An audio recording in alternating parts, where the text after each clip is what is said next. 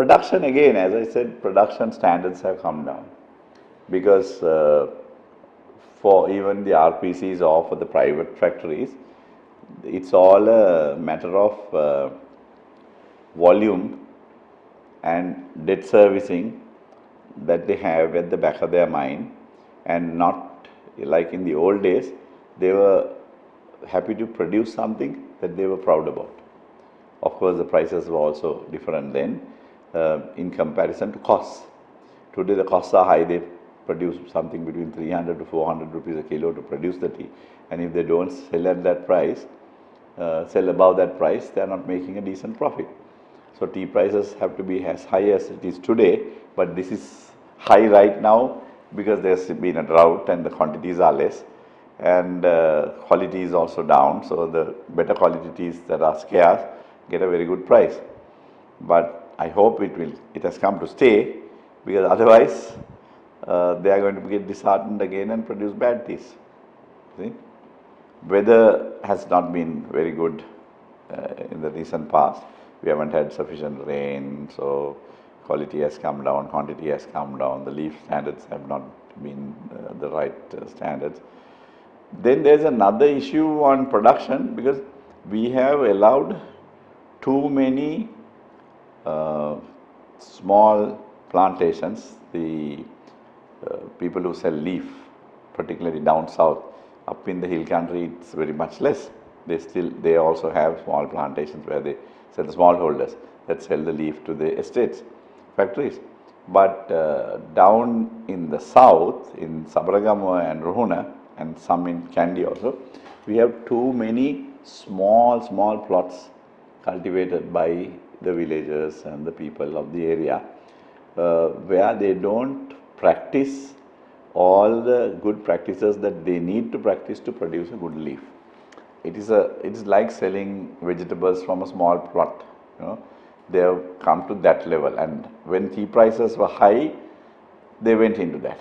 And now when tea prices came down last 2 years, up almost 3 years, we had low prices, then they neglected them further, and then when this government came, they withdrew the fertilizer subsidy. I'm not saying any industry should be subsidized, because a 150-year-old industry should be able to stand on our own feet. But these people don't fertilize if they don't get the money or the subsidized fertilizer from the government. That is what is wrong. And there's this other problem of glyphosate. The weedicide is not available. Everybody has got used to spraying the weedicide to kill the weeds. Of course, very small plantations, they can still clean by hand. They can use labor and clean it. But the bigger plantations, no in large scale plantation can work without weedicide. So you can't manually clean the whole thing. So most plantations have suffered because of that.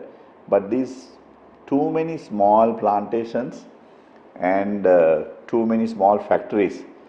We have 700 plus factories in this country. We don't need. I think we should close about 250 of them. Then we can manage. And as a result, they compete for leaf.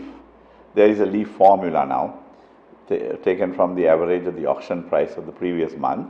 But they don't follow the formula, because there are too many factories competing for the small amount of leaf that they have.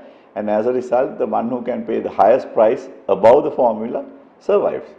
The good people who want good leaf, and to do that, they pluck bad leaf.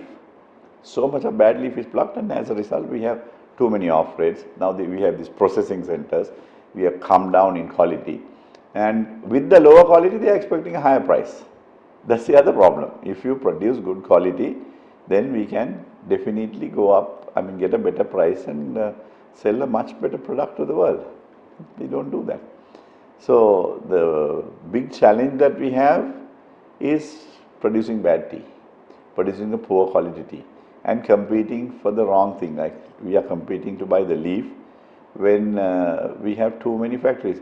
Politicians have allowed too many factories to come up, and people who made money in other fields, or sometimes could even be illegal money, they have invested in this to make the black money white. That's the other issue. So these tea factory owners who have nothing to do with tea, who have no passion for tea are in the tea industry.